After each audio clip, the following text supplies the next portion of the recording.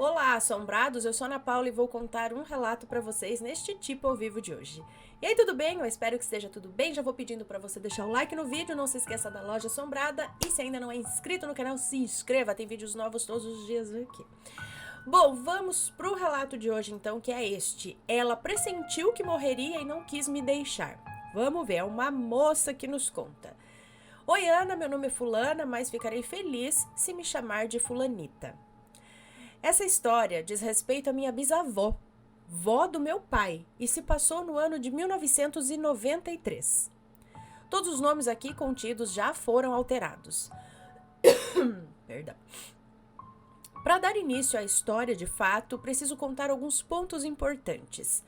O meu pai é o primogênito de 4 filhos, porém o único filho do primeiro casamento da minha avó Sheila.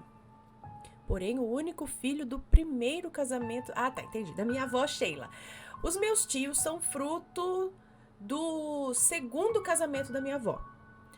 Contudo, por razões não relevantes a este relato, o meu pai foi criado como filho por seus avós maternos, a avó Chica e o vô Roque.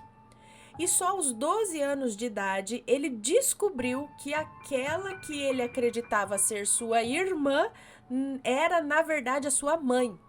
Nossa, a gente tem um relato de Maledite, depois não é também de Maledite, enfim, um relato em 2 partes, na verdade, com a versão de uma moça e depois a versão do rapaz, que tem um lance assim, uma história assim, que ele também foi criado como filho dos avós e achando que o pai dele era irmão dele. Depois ele foi descobrir que o irmão, na verdade, era o pai, sabe? É uma história bem interessante. Eu não lembro o título agora, quem souber o título desse relato, deixa aqui. É bem legal, são 2 relatos longos, um com a versão da mãe desse rapaz e o outro com a versão do pai desse rapaz. De Maledite, se não me engano.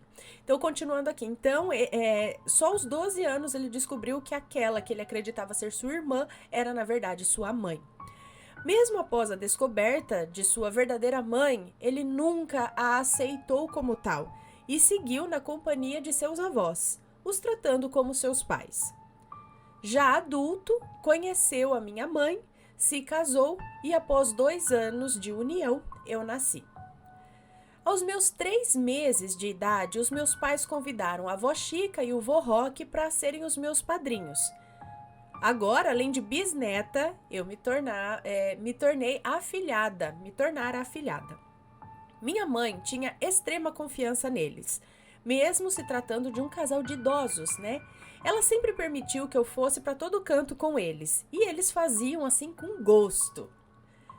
Quando completei 4 anos de idade, a minha irmã nasceu, e então passei a dividir a atenção e o amor dos meus bisavós com ela. Aos poucos, as minhas primas foram chegando ao mundo, mas todos da família do meu pai diziam que vó Chica e vô Roque tinham preferência por mim e pela minha irmã. Especialmente por mim, pelo fato de ter sido a primeira bisneta, o que não deixava de ser verdade. Nessa mesma época, os meus pais se separaram, e então voltamos a morar na casa da minha avó materna, a dona Silvia, que era mãe de santo candomblecista, que é uma informação importante. Nessa época, os meus bisavós moravam próximo à avó Silvia e as visitas eram frequentes. Mas um dia, a avó Sheila os convidou para morar junto com ela, pois eles já eram bem idosos, viviam sozinhos e ficaria mais fácil para cuidar deles, essas coisas assim. Então, eles aceitaram e se mudaram, passando aí a morarem na zona leste do estado, ficando bem distante da minha casa, pois eu morava na zona oeste. Mas ainda assim, as visitas eram constantes e em todos os finais de semana a avó Chica nos buscava para passarmos o sábado e o domingo junto dela, do vô Roque, da avó Sheila e do vô Jorge, terceiro marido da avó Sheila. Era um sábado, dia 12 de junho. Olha, hoje é dia 11 de junho. Dia 12 de junho de 1993. Em mais uma de suas visitas, esta que seria a última, Vó Chica chegou em casa ainda pela manhã com uma sacola grande e pesada. Vó Silvia então perguntou: Nossa, dona Chica, por que a senhora está andando de condução com essa sacola pesada? Foi quando ela respondeu: Dona Silvia, eu trouxe aqui algumas das roupas de cama que foram do Paulinho, que é o meu pai. Trouxe para dar para as meninas, porque eu sei que se eu morrer ninguém vai fazer isso. E assim a conversa fluiu sem grandes novidades. Horas depois partiam Vó Chica, Gisele, que é minha irmã, e eu, rumo à Zona Leste. Era uma viagem longa. Lembro que pegávamos 3 ônibus até o destino final. Não sei se na época já dispunhamos, é isso? De linhas de metrô que facilitasse o trajeto. Não me lembro se a gente tinha essas linhas de metrô. Quando estávamos já no último ônibus, a alguns poucos minutos da parada, onde desceríamos, a vó Chica começou a passar mal. Levou a mão ao peito e deu alguns gemidos, parecia que lhe faltava o ar. Vendo aquilo, eu fiquei apavorada e comecei a chamar: Vó, vó, vó! Olhei para o cobrador do ônibus na esperança que ele pudesse fazer alguma coisa pela minha bisavó, uma senhora de 71 anos, acompanhada por 2 crianças, uma de 7 e outra de 3 anos de idade. Mas ele pareceu não perceber o que estava acontecendo, portanto não fez nada. Quando eu voltei a olhar para a vó Chica, ela parecia bem novamente. Então pensei que o mal-estar havia passado e dei graças a Deus, né? Chegamos à nossa habitual parada e descemos do ônibus. Vó Chica segurava minha irmã e eu pelas mãos, uma de cada lado, mas havia algo errado. Ela projetava o seu corpo para frente como se quisesse atravessar a rua. Porém, o farol estava verde para os carros e vermelho para os pedestres. Logo, não poderíamos atravessar a rua. O fluxo de carros era intenso. Nós seríamos atropelados. Eu não entendia o que estava acontecendo. Eu chamava por ela e dizia: Vó, o farol está aberto, a gente não pode atravessar. Ela não me ouvia. E eu senti que o seu corpo havia amolecido e eu já não estava mais conseguindo mantê-la em pé. Nesse momento surgiu, correndo assim do nada, um rapaz de aproximadamente uns 30 anos de idade que parecia saber exatamente o que estava acontecendo. Ele segurou a vó Chica já desfalecida em seus braços. Uma multidão se formou à nossa volta, curiosos para saber o que estava acontecendo. 2 mulheres ali presentes levaram a Gisele e eu para a casa da vó Chica, que ficava bem perto de onde tudo acontecia. O vô Jorge foi quem nos recebeu no portão. Minha irmã e eu entramos na casa e acredito que aquelas mulheres explicaram ao vô Jorge o que havia acontecido, que imediatamente saiu para tentar de alguma forma socorrer a vó Chica. Vó Sheila não estava em casa, então fui direto ao encontro do vô Roque contar o ocorrido. Lembro de ver em seu rosto uma expressão de medo e preocupação quando ele saiu para também socorrer sua esposa. Após isso, só me lembro de já ser noite e de ver a minha tia com os olhos vermelhos e inchados de tanto chorar, me dando a notícia de que a vó Chica teria ido morar com Deus. Ela havia infartado. O velório aconteceu madrugada fora e na manhã seguinte, o enterro. Nos dias que se seguiram, os familiares comentavam o fato dela ter morrido segurando as minhas mãos e as mãos da Gisele. Alguns comentários eram carregados de um certo sarcasmo e também de uma dorzinha de cotovelo. Comentários do tipo: Dona Chica gostava tanto dessas meninas que morreu ao lado delas.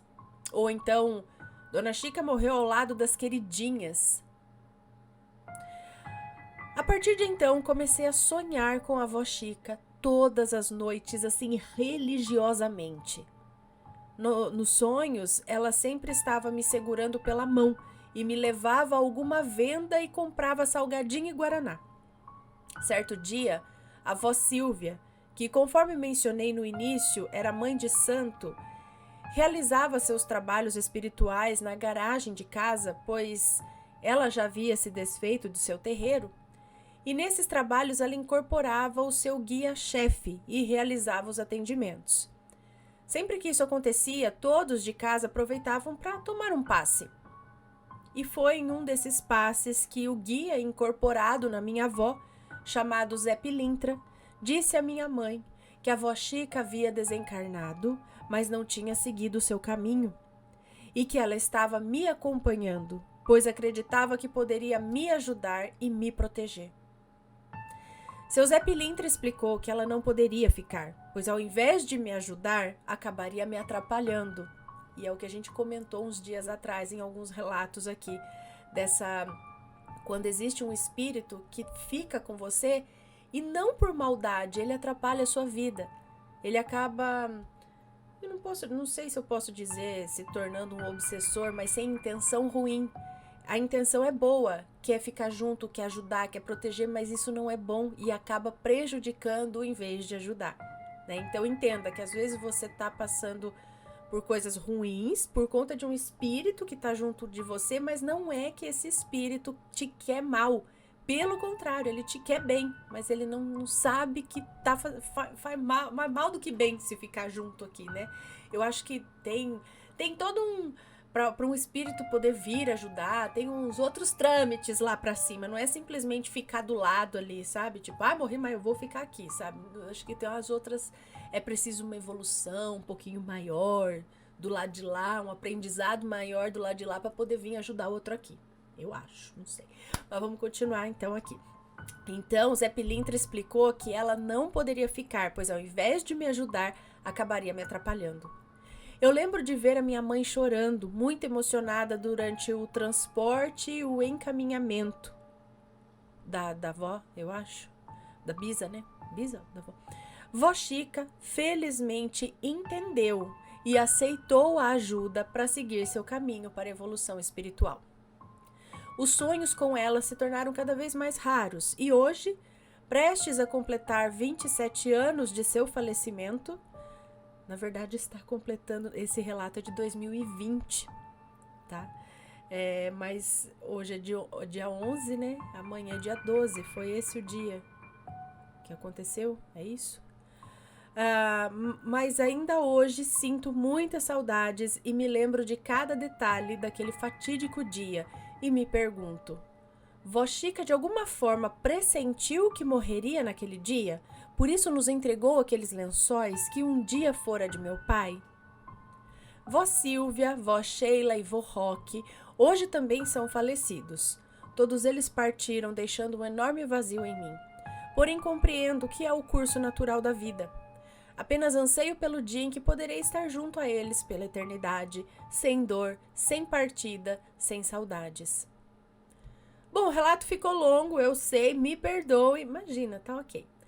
Pretendo voltar a escrever, pois tenho muitas histórias de família onde o natural se faz presente. Ou sobrenatural. Especialmente com a avó Silvia e o seu Zé Pilintra.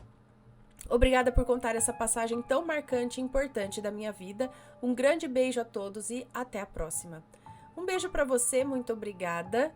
É interessante ver essa questão, né, do espírito que quer ficar e acaba atrapalhando, mas que bom que ela entendeu, né, e seguiu.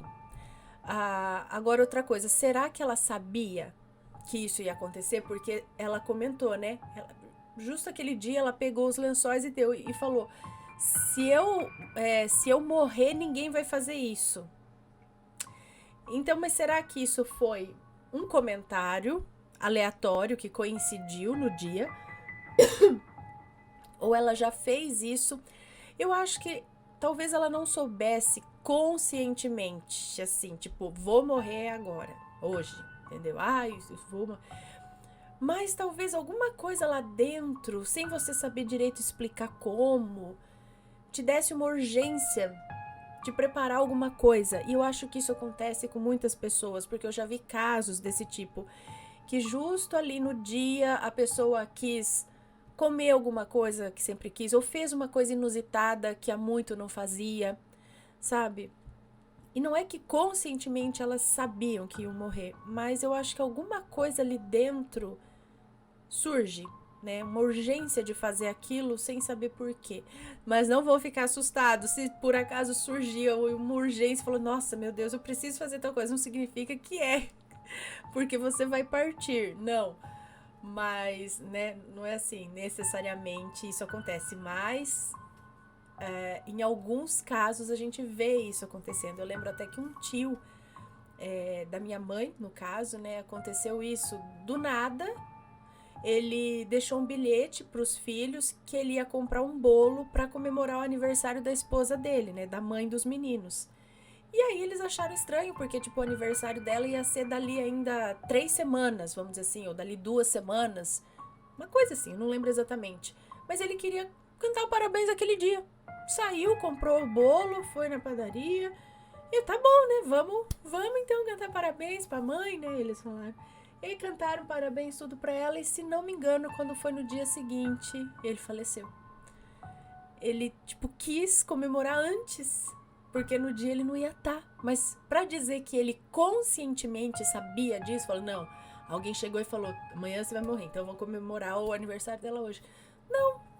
E foi uma coisa assim que ninguém esperava, né? Não é que ele estava doente, esperando, mas foi algo muito curioso. E ainda ele deixou o bilhetinho, né? Um primo nosso mostrou o bilhetinho que ele deixou. Ele falou, convidando, né?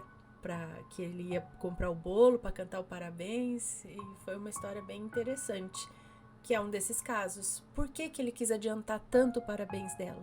Parece que sabia, mas é um saber inconsciente, eu acho. Você aí tem alguma história desse tipo? Conta aqui pra gente, ok? Se for comentar, que seja com respeito, por favor. Um grande beijo pra vocês e a gente se vê no próximo relato. Fui! Tchau, tchau!